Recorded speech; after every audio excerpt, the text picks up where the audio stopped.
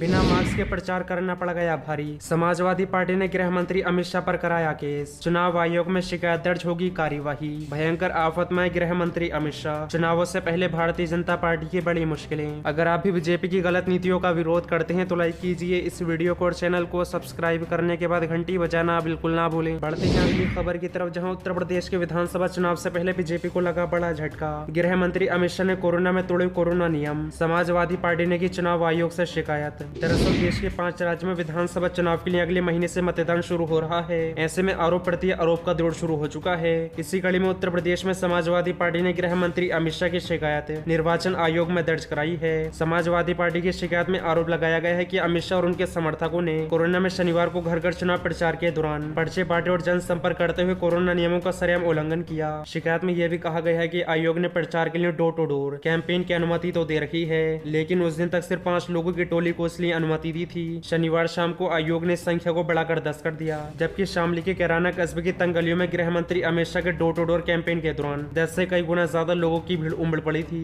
इसी को लेकर समाजवादी पार्टी ने चुनाव आयोग को दिए शिकायत पत्र में बीजेपी और गृह मंत्री अमित शाह के खिलाफ शीघ्र सख्त और समुचित कार्रवाई करने की मांग की है। समाजवादी पार्टी की शिकायत पर पलटवार करते हुए बीजेपी सरकार के मंत्री मोहसिन रजा ने कहा कि पहले समाजवादी पार्टी इस नोटिस का जवाब से हमारे हजारों लोग कार्यालय मौजूद थे। कि समाजवादी पार्टी की होने वाली हार का नतीजा है, जो अब ईवीएम पर भी ठीकरा फोड़ेंगे। उन्होंने कहा कि बीजेपी नेता पर सवाल उठाने वाले पहले खुद के गिरेबान में झांक लें। बता दें कि इससे पहले रविवार को ही समाजवादी पार्टी के राष्ट्रीय अध्यक्ष अखिलेश यादव ने आरोप लगाया था कि मुझे जानकारी हुई है कि पंजाब में जिस तरह से खाली कुर्सियां थी, भाजपा का रैली करती है तो भीड़ नहीं होती, इसलिए भारतीय जनता पार्टी ने जानबूझकर पाबंदी लगवाई है। भाजपा की 4 पहिया की गाड़ी भैंपू लगाकर घूम रही है। क्या ऐसी गाड़ियां 10 दिन में तैयार हो जाती हैं? उन्हें कैसे पता था कि चुनाव डिजिटली होगा? इलेक्शन कमीशन की गाइडलाइन से पहले कैसे भारतीय जनता पार्टी के घर में डिजिटल वार रूम तैयार था? मैं इस संबंध में चुनाव आयोग को शिकायत करूंगा। बढ़ते हैं अगली खबर की तरफ, जहां उत्तर प्रदेश चुनाव में हिंदू मुस्लिम और जन्ना को लेकर किसान नेता राकेश टिकैत का बड़ा बयान। जानिए क्या कहा। दरअसल उत्तर प्रदेश विधानसभा चुनाव के नजदीक आते ही सियासी समर में बयानबाजी और तीखी होती चली जा रही है। इसी बीच भारतीय किसान यूनियन के नेता राकेश टिकैत ने चुनाव से पहले हिंदू मुस्लिम और जिन्ना का जिक्र किया है। उन्होंने योगी सरकार पर हमला बोलते हुए कहा कि अगले 2.5 महीने तक हिंदू मुस्लिम और जिन्ना का भूत उत्तर प्रदेश में रहेगा। जनता को इसके लिए प्रवचन में नहीं आना है। किसान नेता राकेश टिकैत ने यह बयान अलीगढ़ में दिया।